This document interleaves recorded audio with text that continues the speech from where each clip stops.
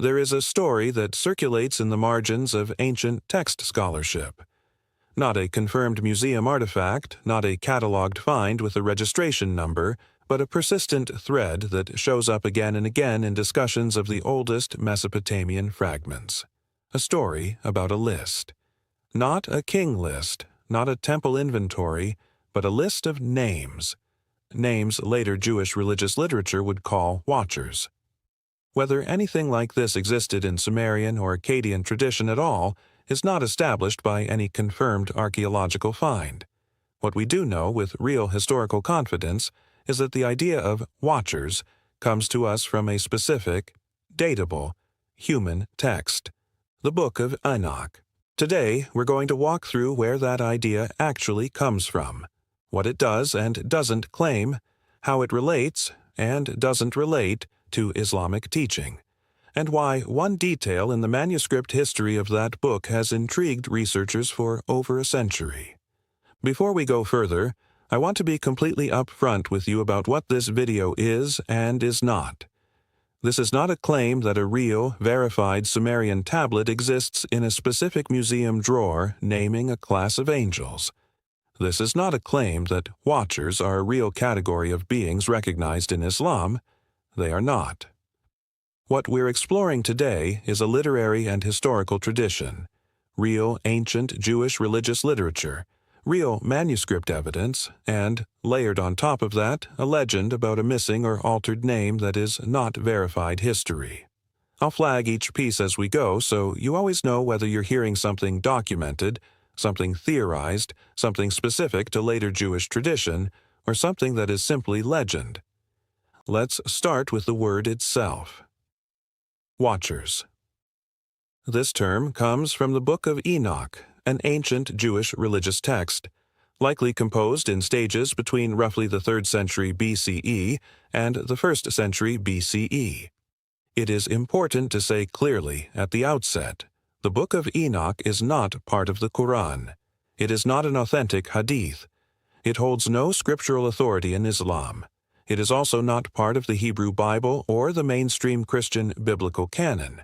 It's classified by scholars as pseudepigraphal literature, meaning a text attributed to an ancient figure, in this case the prophet Idris, known in the Judeo-Christian tradition as Enoch, but almost certainly written many centuries after his time by unknown authors.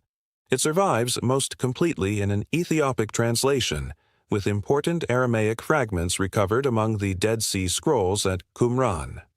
All of that, the dating, the fragments, the classification as pseudepigrapha, is well-established scholarship, not speculation.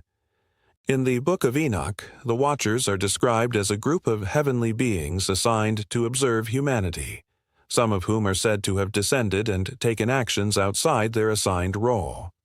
200 of them, according to the text, are described gathering on a mountain. The text names a number of them. Semjaza, described as their leader, Azazel, associated with forbidden knowledge, and a handful of others, each tied to a specific skill or piece of instruction they are said to have brought down to humanity: metalworking, cosmetics, warfare, astrology, the reading of omens.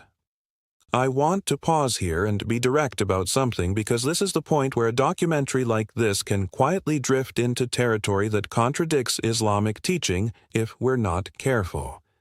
In Islamic belief, angels do not disobey Allah. The Quran describes angels as beings who do not disobey Allah in what He commands them and do as they are commanded. This is a foundational point of Islamic theology, not a minor detail.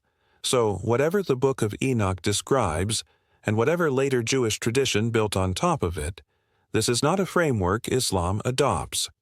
When this video uses the word watchers, it is describing a category from a specific ancient Jewish text, not affirming that such beings exist, not affirming that angels can fall or disobey, and not treating the Enochic account as reliable history or theology.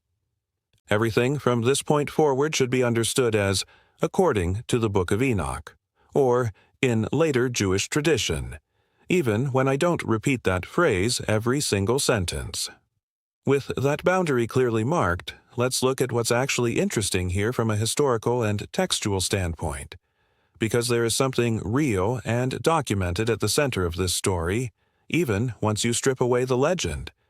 Some later researchers and writers have tried to connect the Enochic Watchers to older Mesopotamian ideas, the Anunnaki of the Sumerian pantheon, or various minor divine or semi-divine figures associated with teaching crafts to early humans. It's worth being precise about what this connection actually is.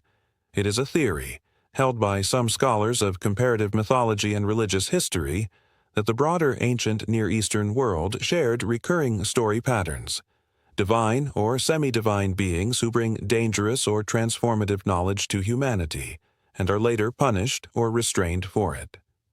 This is a real scholarly discussion. What is not established is any direct textual link.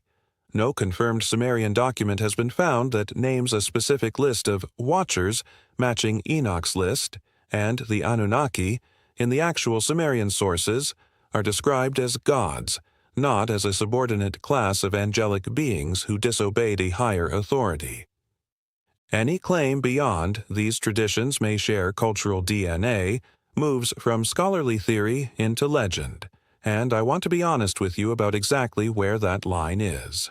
So, the legend, and I'm labeling this explicitly as legend because it is not supported by verified evidence, goes like this: that a version of this named list of teachers existed earlier and elsewhere in the ancient Near East, and that as the idea was copied and passed forward across centuries and languages, one entry in the list was never quite stable.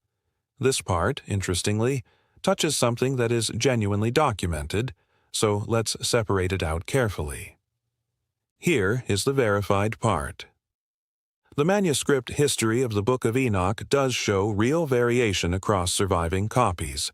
The Aramaic fragments from Qumran, the Greek fragments, and the later Ethiopic text do not always agree on every name in the list of watchers.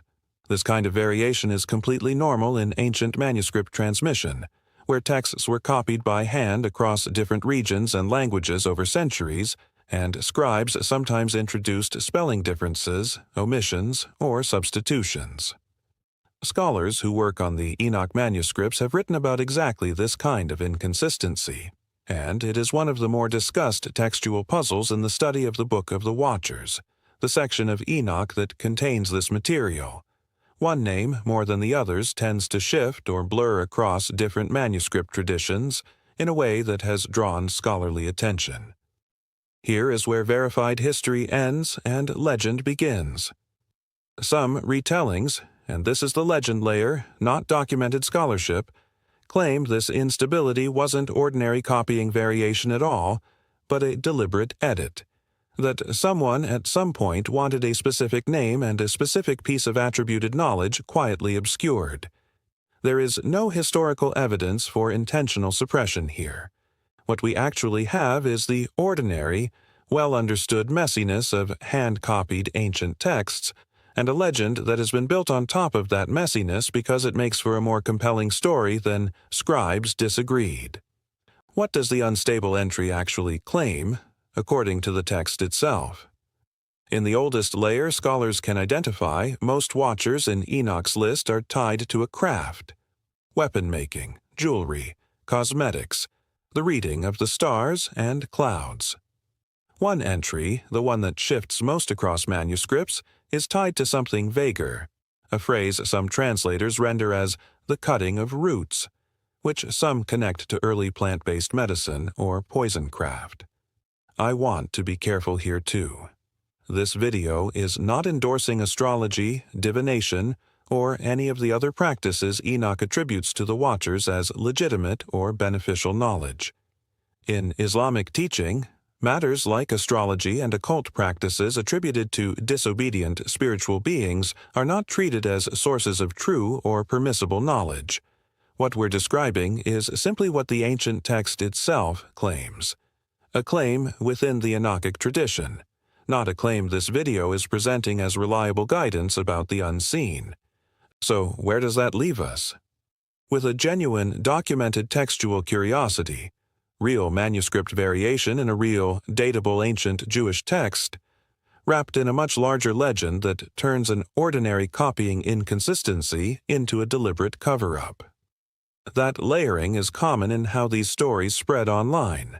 A real, modest, scholarly observation gets picked up, exaggerated, and eventually presented as if it were a suppressed discovery, when the honest version is far less dramatic and far more human.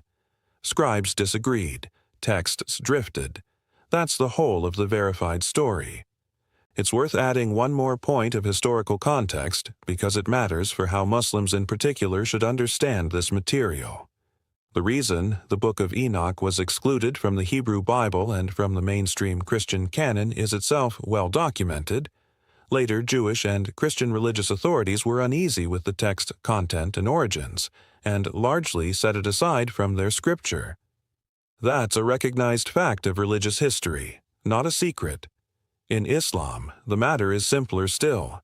The Quran and authentic Hadith are the sources of religious authority, and the Book of Enoch, whatever its historical interest, sits entirely outside that framework. It can be studied as a window into ancient Jewish religious thought and as a genuinely interesting piece of manuscript history, but not as a source of belief. We're not here to tell you that fallen angels once walked the earth teaching humanity forbidden crafts, and we're not here to tell you that a specific tablet naming them sits forgotten in a drawer somewhere. What we can tell you with confidence is that the Book of Enoch is a real, ancient, well-studied Jewish text, that its list of watchers shows genuine, documented manuscript variation, and that one entry in particular has drawn more scholarly attention than the rest because of how inconsistently it survives across copies. Everything beyond that, the idea of a deliberate erasure, the idea of a hidden older Sumerian source naming the same beings, belongs to legend, not history, and it's important to say so plainly rather than let the line blur. If this kind of thread interests you, where a real, modest, textual mystery ends and legend picks up the story and runs much further with it, that's exactly the kind of thing worth reading about directly from serious source material on the Dead Sea Scrolls and the Book of Enoch, rather than taking any single retelling, including this one, as the final word. The names were written down, in a text that has real historical weight but no scriptural authority in Islam. Some of them, across a few thousand years of hand copying, drifted. One drifted more than the others. Whether that reflects nothing more than the ordinary wear of manuscript transmission or something else entirely is not something any of us can answer with certainty, and that, honestly, might be the most interesting part of the whole story.